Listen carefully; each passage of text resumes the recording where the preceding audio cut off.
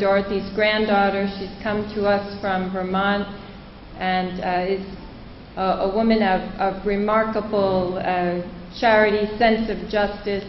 Martha and I were in jail together over Guantanamo in January, and she was an extraordinary cellmate. So we're very grateful to have her, and she would like to offer the opening remarks.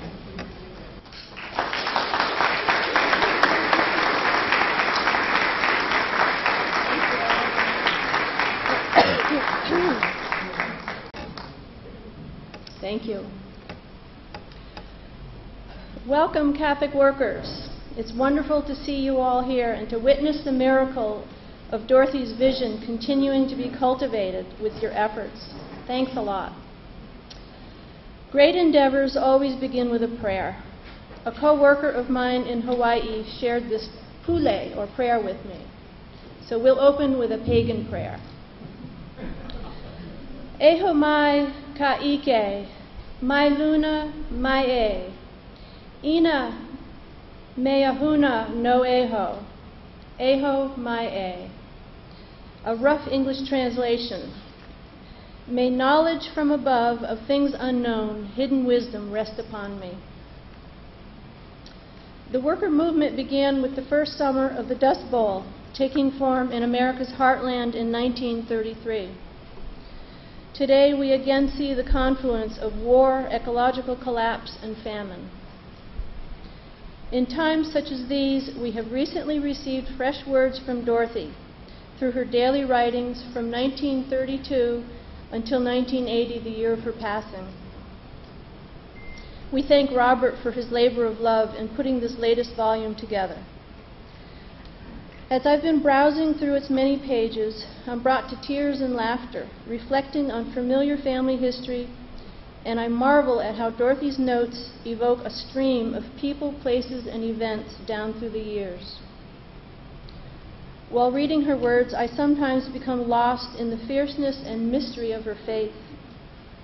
It is indeed a fearful thing to fall into the hands of a living God. I also want to share the memory of Tamar, my mother. She passed away this spring on March 25th, the Annunciation of the Blessed Virgin. We mourn her loss. She was our inextricable bond with Dorothy. Tamar was a disciple of both Dorothy and Peter, and she blended the two most beautifully.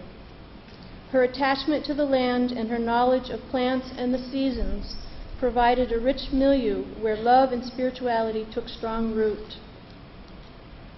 She took the worker movement to heart and she made it her own. She opened the way to a wide diversity of approaches, as we see with the various partnerships in today's houses of hospitality. Tamar's entire run-down farmhouse was her Christ room, and it provided refuge for many a neighborhood kid or animal. She also provided an ongoing, astute political commentary that always kept us on our toes and aware of current events. She taught us what unconditional love looked and felt like. Her coming into life and her way of life created a rare emanation from which her mother and her children could always draw upon. She was the center of 4 generations, facilitating a continuum that flowed in both directions. Tamar's life brings to mind the prayer from St. Teresa, her namesake. May we use those gifts that we have received and pass on the love that has been given to us. The last seeds that Tamar planted in March, a week before she died, were those of the sensitive plant, Mimosa family. One now thrives in Dorothy's red terrarium in my kitchen window.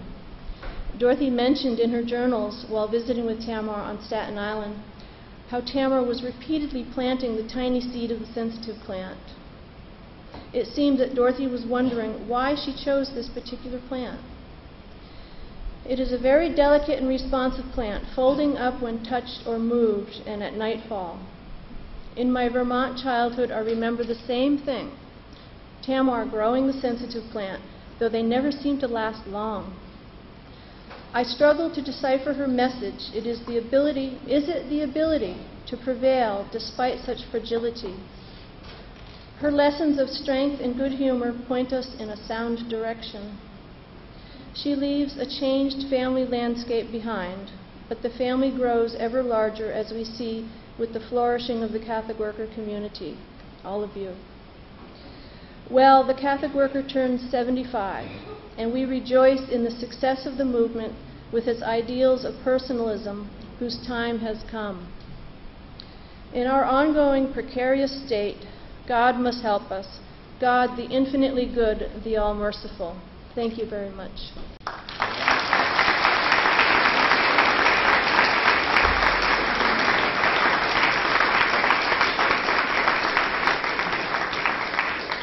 Martha, thank you so much.